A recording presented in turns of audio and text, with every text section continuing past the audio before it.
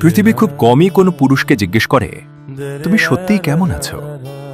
কারণ সবাই তার হাসিটুকু দেখে, অথচ সেই হাসির আড়ালে কত শত অপূর্ণতা, কত অগণিত ক্লান্তি, কত না বলা যুদ্ধ নীরবে বেঁচে থাকে।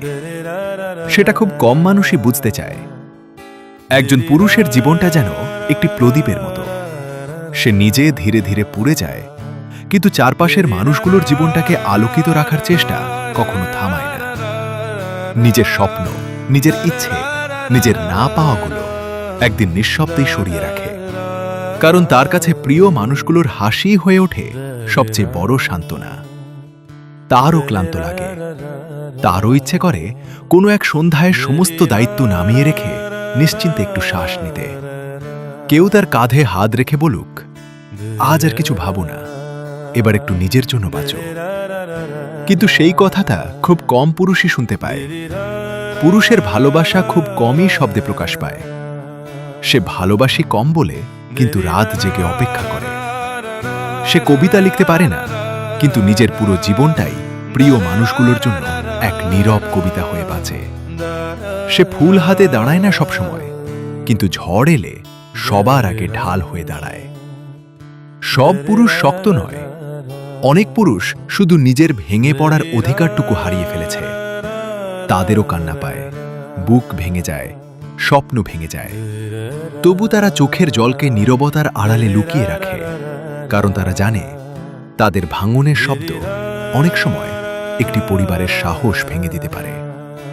সবচেয়ে অবহেলিত মানুষটি অনেক সময় সেই পুরুষই যে সবার ভরসা হয়ে দাঁড়ায়, অথচ নিজের ভরসার মানুষটির নাম উচ্চারণ করার সুযোগও পায় না।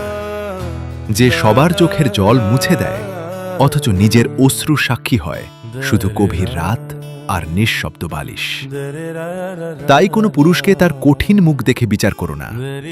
হয়তো সেই নীরব মুখের ভেতর লুকিয়ে আছে এমন এক সমুদ্র যার ঢেউ কখনো তীরে পৌঁছানোর সুযোগ পায়নি। হয়তো সে প্রতিদিন একটু একটু করে নিজেকে হারিয়েই প্রিয় মানুষগুলোর জীবনকে পূর্ণ করে তুলছে। পুরুষ মানেই অনুভূতিহীন মানুষ নয়। পুরুষ মানে নিজের ভাঙা স্বপ্নের ওপর দাঁড়িয়ে অন্য কারো স্বপ্ন পূরণ করার নিঃশব্দ সাহস। পুরুষ মানে হাজারো না পাওয়া বুকের ভেতর লুকিয়েও প্রিয় মানুষগুলোর মুখে হাসি ফোটানোর অবিরাম চেষ্টা। আর পুরুষ মানে ভালোবাসার সবচেয়ে নীরব অথচ সবচেয়ে গভীর ভাষা।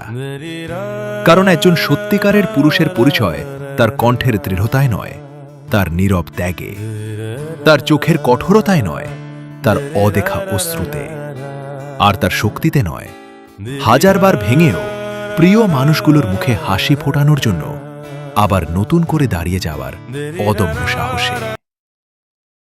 নমস্কার, আমি শুভঙ্কর। মনস্পর্শের এই পথ চলা শুরু হয়েছে একটি ছোট্ট বিশ্বাস নিয়ে। পৃথিবীতে এখনও কিছু অনুভূতি আছে যেগুলো শব্দের চেয়ে গভীর আর নীরবতার চেয়েও বেশি কথা বলে। এখানে প্রতিটি লেখা শুধু পড়ার জন্য নয়, অনুভব করার জন্য।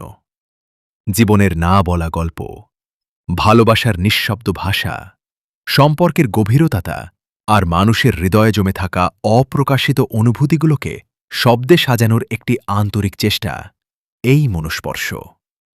যদি কোনো একটি লাইনও আপনার হৃদয় ছুঁয়ে যায়, তবে এই পথ চলা সার্থক। পাশে থাকুন, অনুভূতির সঙ্গে থাকুন।